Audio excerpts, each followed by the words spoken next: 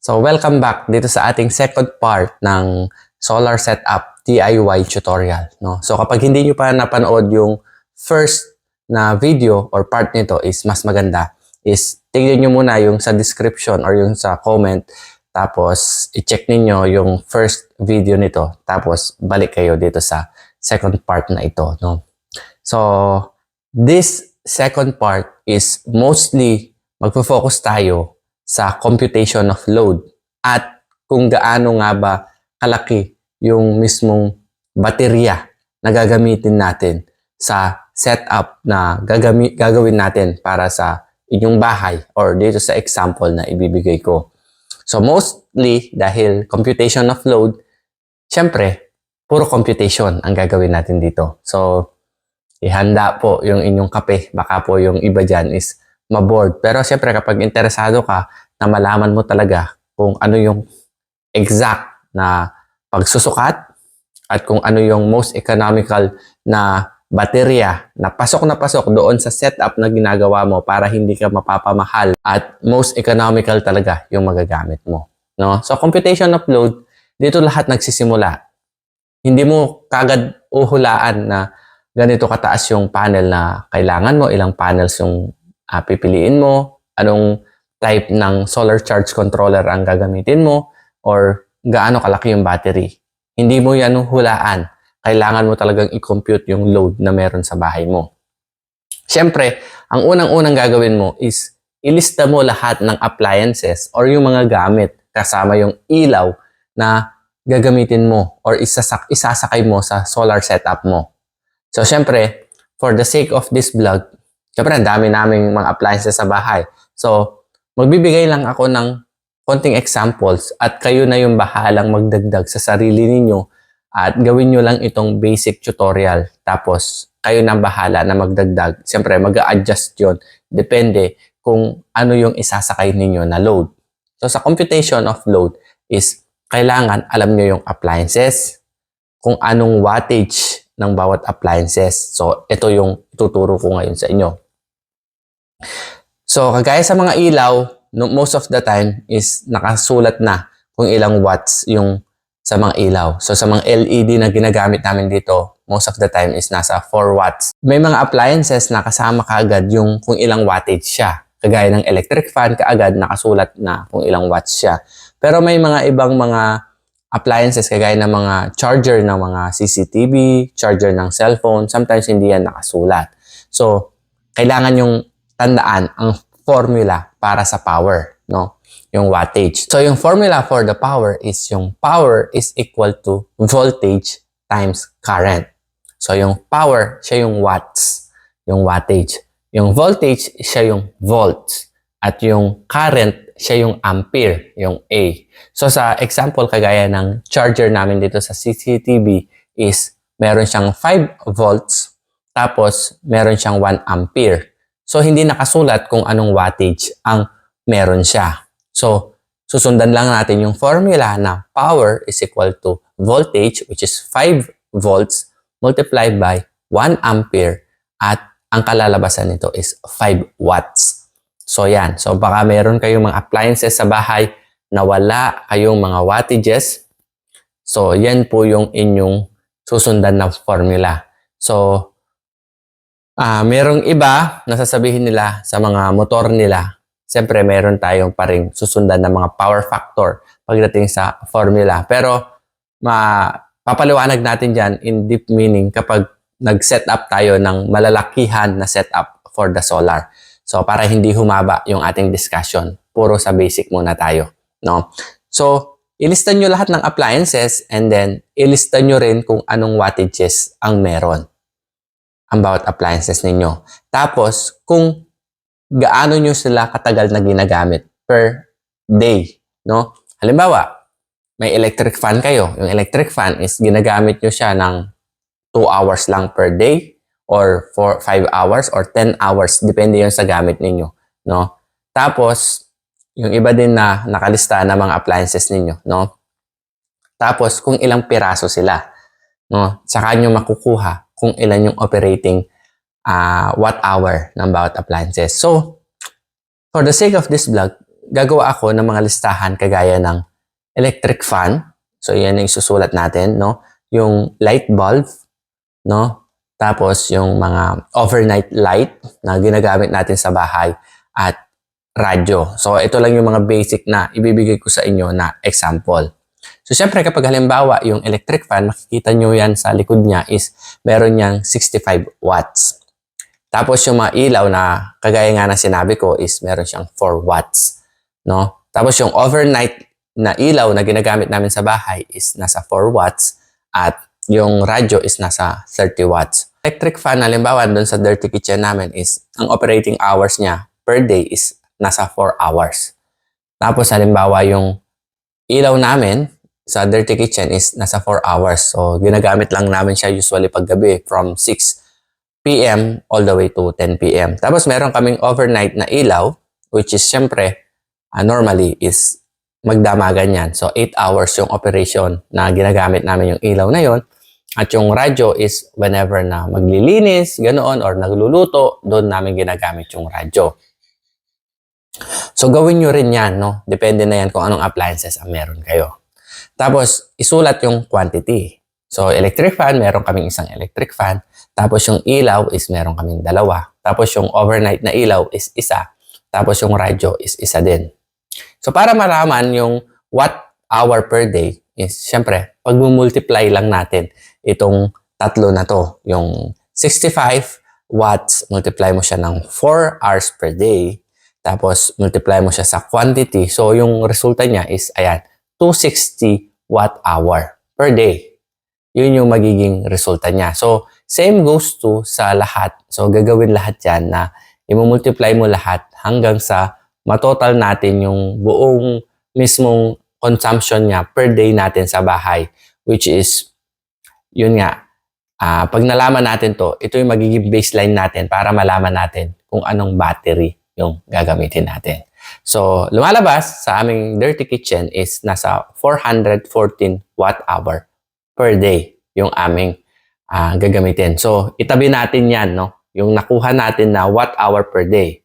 Tsaka tayo magpuproceed ngayon doon sa next na pag-uusapan natin, which is yung mga losses, no? So, sabi ko nga, hindi perfect yung bawat sistema na i-build. Kahit anong system pa yan, lagi po yung may mga losses, no? So, sa losses is nagdidepende yan kung anong klaseng equipment yung ginagamit natin. No? Saan siya gawa, yung kalidad ng gamit, kung okay ba yan yung pagkakagawa niya. No? So, tapos, siyempre kapag solar setup, siyempre, depende din yan sa panahon sa lugar. Kung laging umuulan ba sa lugar ninyo, or laging maraming puno, or nasa mga bundok-bundok kayo, laging na hindi nasisikatan ng araw yung mismong mga panels. Siyempre, malaki po yung epekto nito sa ating solar setup. Ngayon ba, tag-ulan, so, or summer, or tag-init, siyempre, yun po yung nagiging epekto ng mismong mga losses sa ating mga panels. Tapos, yung mga klase ng mga solar major components, kagaya kung PWM ang ginamit mo, or MPPT, meron silang different efficiencies, no? Pati yung anong klaseng battery yung ginamit mo, kung lead acid ba yan or lithium ion, no? So, depende yan kung anong klaseng major components nga yung ginamit mo, no? So, installation at saka orientation ng mga panels, no? Kung minsan, mali yung pagkaka-install ng iba na hindi pala nakaharap talaga sa araw, yung pinakamainit na part kung saan na tirik yung araw is yun, doon sometimes nagkakamali yung mga kababayan natin sa pag-install ng solar, no? So, according sa pag-aaral, no, or sa computation ng mga ibang solar setup is nasa mga 25 to 35% yung system loss na meron sa bawat solar setup. So, maaaring mataas yung 35% pero mas okay na yung tinitake mo yung mataas na loss kasi kung sa computation nyo lang ito ginamit, eventually sa actual is hindi naman pala siya 35%, mas magigain ka pa rin, no? Mas magigain pa rin yung setup mo kasi ibig sabihin, mas malaki yung naka-harvest mo sa iyong solar setup at yung napupondo mo sa inyong mga baterya. So sa system loss, syempre, yung iba, i-question nila na bakit 25 to 35%. So according to study, let's say, bibigyan ko kayo ng sample computation, no? Halimbawa, yung solar setup, yung solar panel na may 400 watts, no? So, kung titingnan mo to sa internet, so ang sasabihin nila is nasa 3% to 7% yung mga loss na meron sa mga panels, no? So, lagi kong kinukuha pagdating sa computation is yung matataas na value. So, kagaya dito is 7% yung kukunin ko for 400 watts. So, ibig sabihin, kung gagawa tayo ng table na yung solar panels mo, kunwari lang, at example lang ito, na 400 watts, no?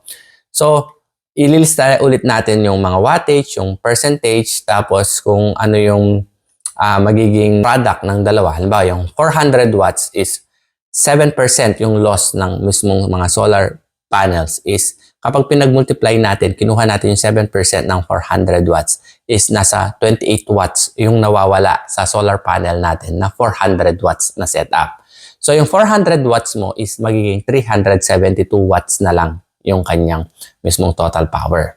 So halimbawa sa solar charge controller, meron tayong dalawa. Yung sinasabi ko na MPPT at saka yung isa na tinatawag na PWM, no? So sa dalawang solar charge controller na ito is magkaiba din yung kanilang efficiencies. Meron silang mga losses din. Halimbawa na lang yung MPPT, yung kanyang average na loss is nasa 5 to 10%, no? Pagdating naman sa PWM, nasa 15 to 25%.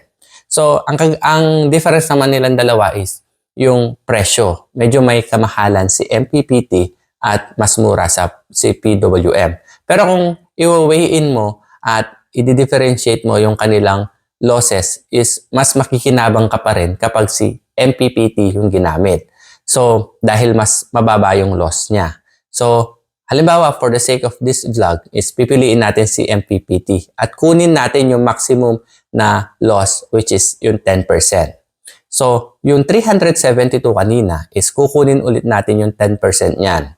No? So, yung magiging product ng dalawa is mawawala ulit yung 37.2 watts doon sa 400 watts. So, ang ending is nasa 334.8 watts na lang yung meron available na power, no, magagamit. Sa battery is according din sa study is depende na rin yan kung lead acid yan or lithium ion, pero ang standard na loss na meron din is nasa 10%.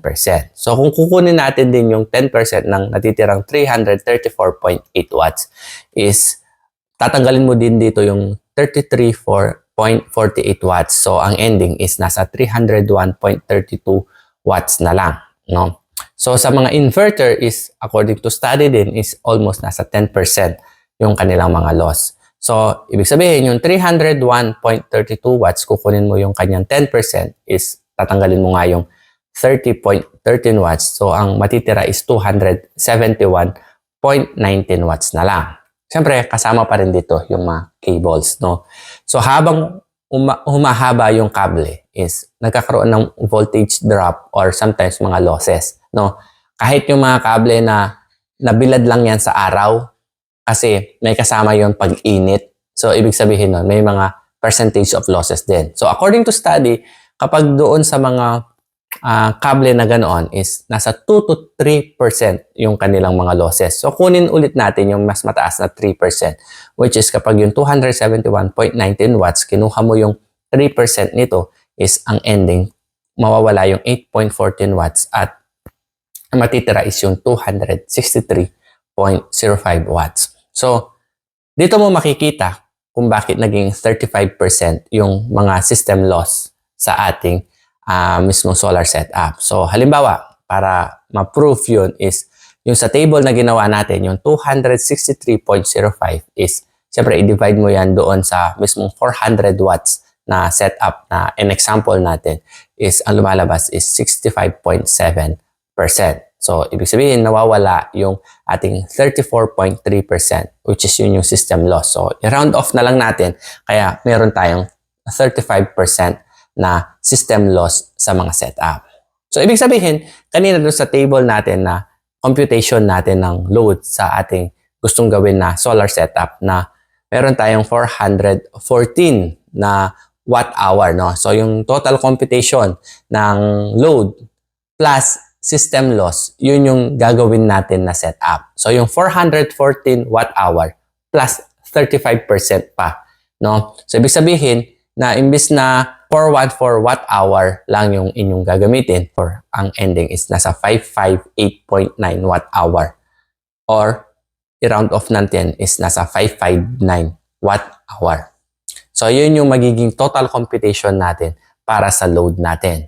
So syempre, ang next na gagawin natin is kailangan natin malaman yung type of battery or anong battery, yung capacity ng battery. Pero bago tayo makapagpunta dyan is kailangan mo rin malaman yung days of autonomy na tinatawag natin sa ating solar setup. Yung days of autonomy is, ito yung kahit halimbawa na mawalan ng araw or bumabagyo or wala kang ma-harvest sa inyong solar is tatagal pa rin yung charge ng battery, no? Gaano katagal mo gusto na tumagal yung battery? Halimbawa is kung gusto mo ba ng 3 araw na walang sikat ng araw or hindi siya makapag-charge, 3 araw niya na masusupplyan yung mismong setup na meron ka. So, ang disadvantage lang nito is, syempre, the more na gusto mong matagal yung setup na yun is mas lumalaki yung capacity ng inyong setup. Mas nagiging mahal. For the sake of this vlog is gagawin natin ngayon na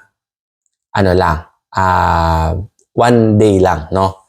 So, yung 559, multiply lang natin ng one day. So, ang magiging ending niya is nasa 559 watt hour, no? So, ito na yung value na meron tayo. So, pag-usapan natin ngayon yung mismong baterya.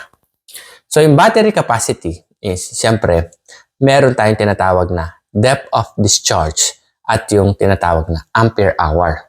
So, mag-focus tayo ngayon dito sa tinatawag na depth of discharge, no? Meron tayong 4 na common na battery na ginagamit sa solar. Ito yung type ng lead acid. Tapos meron tayong nickel-cadmium na batteries. Tapos yung tinatawag natin na flow battery.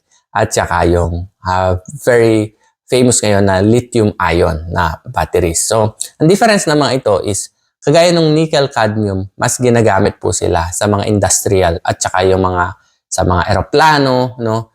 Ang problema lang dito is yung very pricey po sila. Kagaya din yan ng flow battery, no?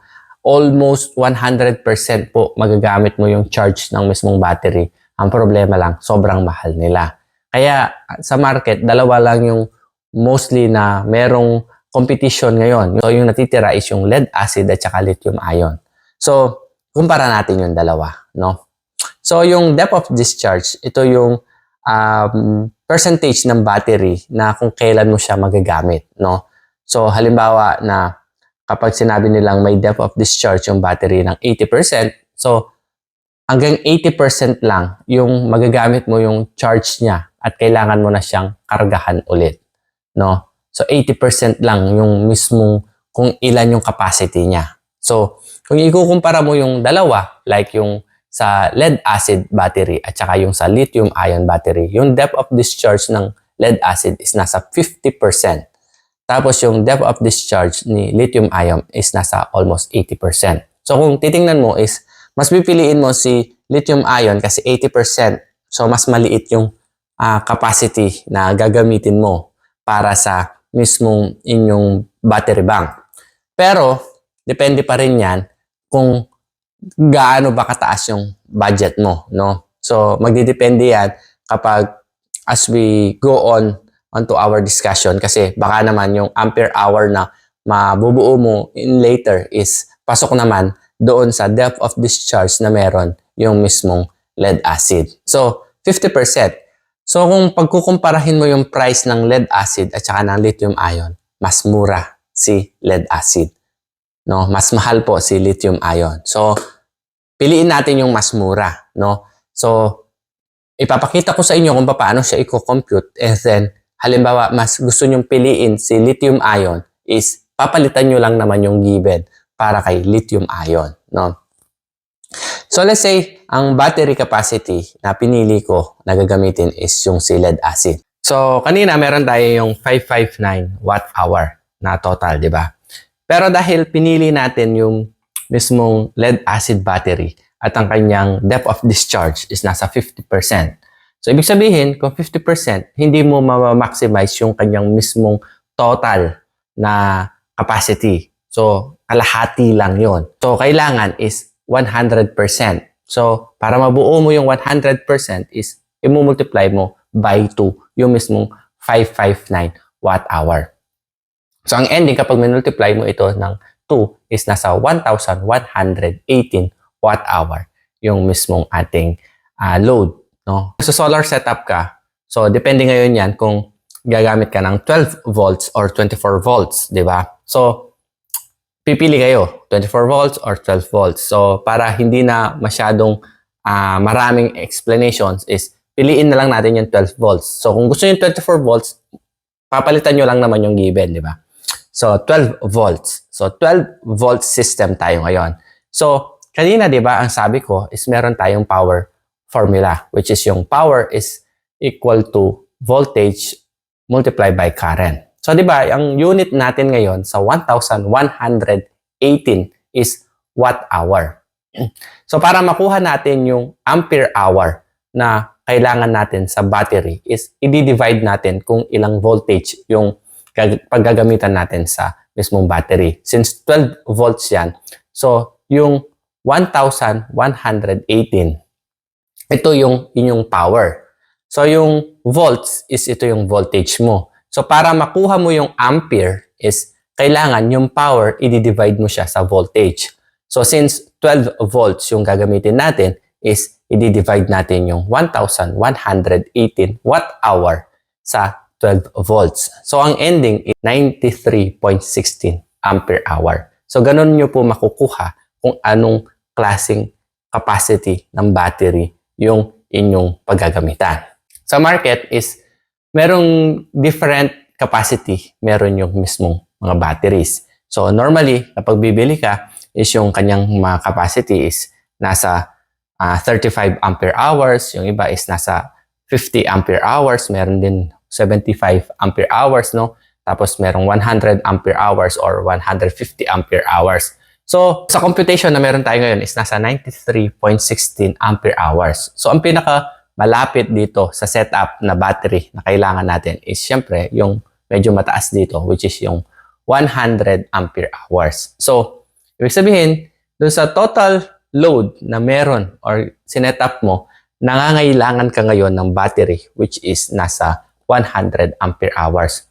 Let's say naman na pumunta ka ngayon sa bilihan ng mga batteries at wala ka makitang 100 ampere hours. So, ang pinakamadali lang nito is i-divide mo lang yung mismong ampere hour mo kung anong setup meron or available na batteries na meron ka. Halimbawa, is available lang sa bilihan ninyo, sa lugar nyo is 50 ampere hour. So, yung 93.16 is divide mo lang yan ng 50 ampere hour. So, ibig sabihin, kailangan mo ng 1.86 na pieces ng battery. Siyempre, wala namang 0.86 na piece. So, kailangan mo ngayon ng dalawang 50 ampere hours na i-connect mo sila in parallel. Bakit in parallel? Kasi sa parallel connection, ang voltage is magiging equal. Lagi siyang 12 volts, no? Pero yung current niya is mag-add up. So, kung 50 to 50, so mag-add yung current niya. So, yun magiging setup. So, ngayon, alam na natin kung anong klaseng battery